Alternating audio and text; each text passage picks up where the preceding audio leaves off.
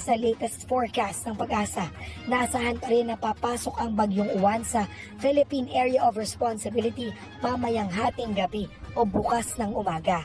Linggo ng madaling araw, posibleng umabot na sa Super Typhoon category sa layong 305 kilometers silangan ng Virac, Catanduanes. Linggo ng hapon naman, halos malapit na ito sa silangang bahagi ng Central at Southern Luzon o 575 kilometers silangan ng Infanta, Quezon.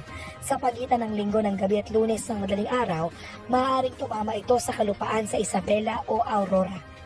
Pero paalala ng Pag-asa, hindi lang dapat ang dalawang lalawigang ito ang maghanda para sa posibleng landfall. Number 1 ngayon sa timog silangang bahagi ng Quezon, silangang bahagi ng Romblon, pati sa Camarines Norte, Camarines Sur, Catanduanes, Albay, Sorsogon at Masbate.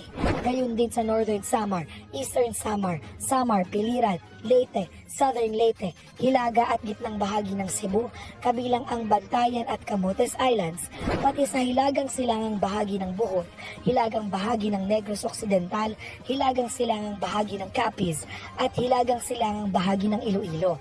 Signal number 1 din sa Dinagat Islands at Surigao del Norte.